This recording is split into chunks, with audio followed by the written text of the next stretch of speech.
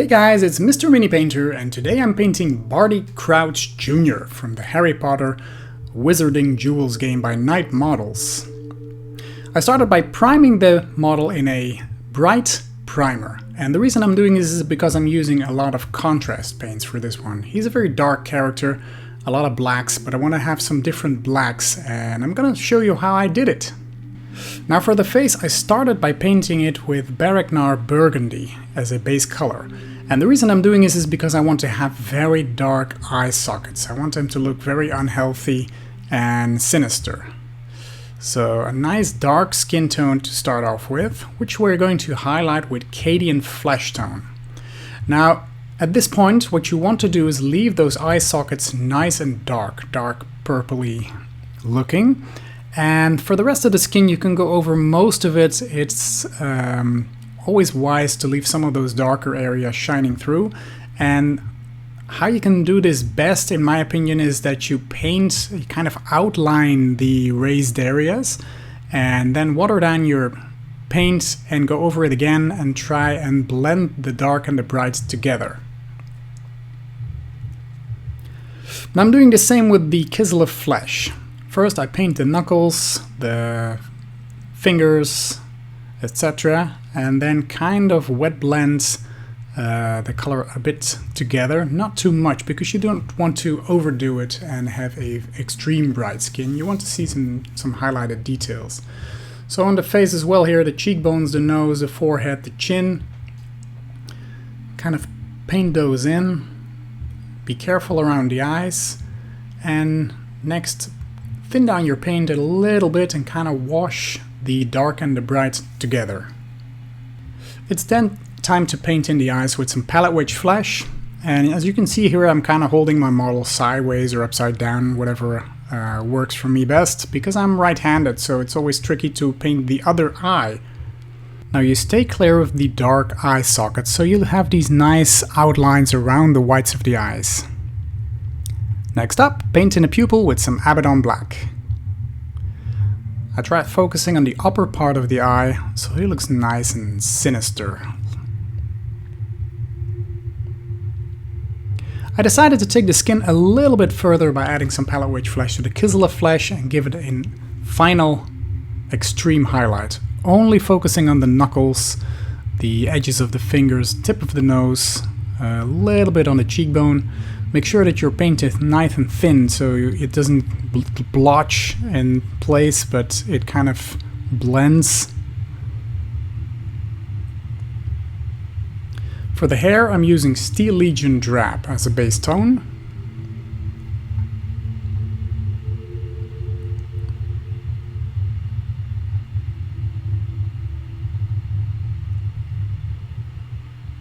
Which I'm then gonna wash with some Agra Earth Shade, and I decided to leave it like this. If you want you can pick out some details with Steel Legion Drab again or go even brighter, but I wanted him to be nice and dark. Siger Brown I used for the wand. It's a contrast paint, so it kind of creates shadows and highlights of its own. Now I'm painting the shirt with the Rhinox hide, and I imagine that you might think, well, isn't this supposed to be black? Yeah, it is. But since we are going to have a lot of black on this model, I wanted to have some different kinds of black. So I gave this a base coat of Rhinox hide, and I'm going over it with black later on. Next I'm using Black Templar for the pants, which is a contrast paint and immediately gives you a very nice light and dark result. For the coat I'm using Black Legion, which is a nice extra tone of black compared with the Black Templar used before. It's quite a large area and it instantly creates those nice highlights and shades. And I also used the same paint on the boots. And now you have a nice transition from boots to pants to coat in different tones of black. And that leaves the shirt. So I'm going over the shirt as well with Black Templar. Black Templar is a bit more translucent than Black Legion, so the brown is shining through a little bit. And now you have 3 different kinds of black on this model. I highlighted the coat with some Thunderhawk blue. It's a bit of an extreme highlight, but it adds some color to the model. It's a Harry Potter world. Everything is possible, right? So this really defines the edges of the coat.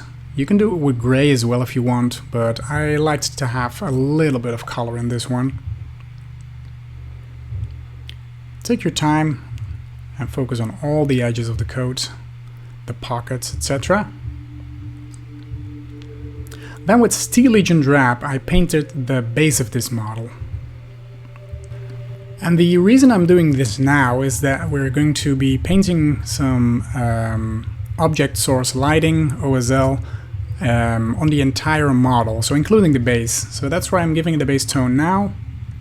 Next, I'm dry brushing some Administratum Gray on the boots, so that the laces of those boots are really showing. It's a nice tiny detail, but there's a lot of tiny detail on these models, and it's a waste not to show them, right? So next I decided to use that dry brush on the coat as well. Just went around it a little bit and add some extra detail here and there.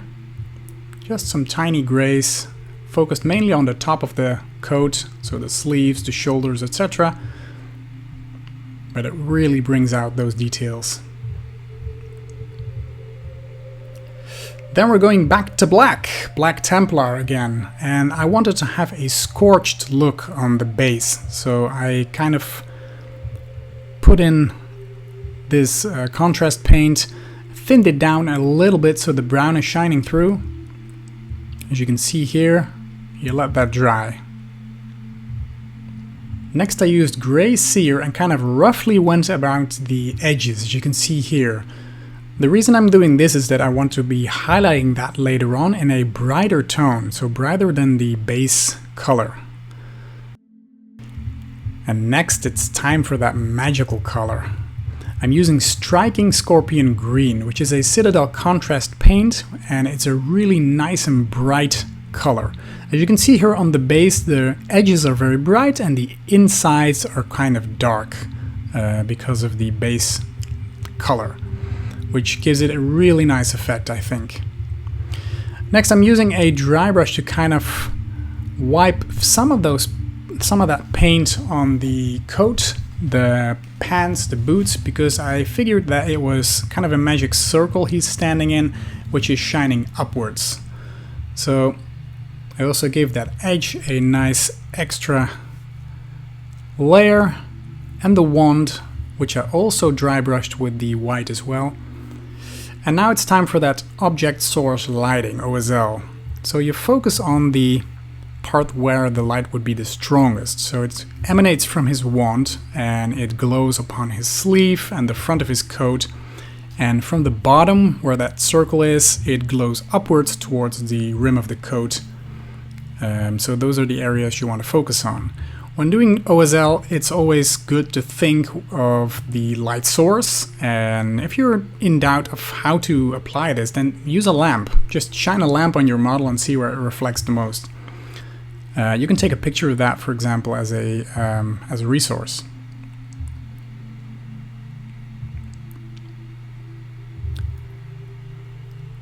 So final detail is a white tip on the wand, as if it were the source of everything. And there is my final result, Barty Crouch Jr., one of the Dark Wizards, servant of the Dark Lords, and I think he really looks amazing. I love how he turned out.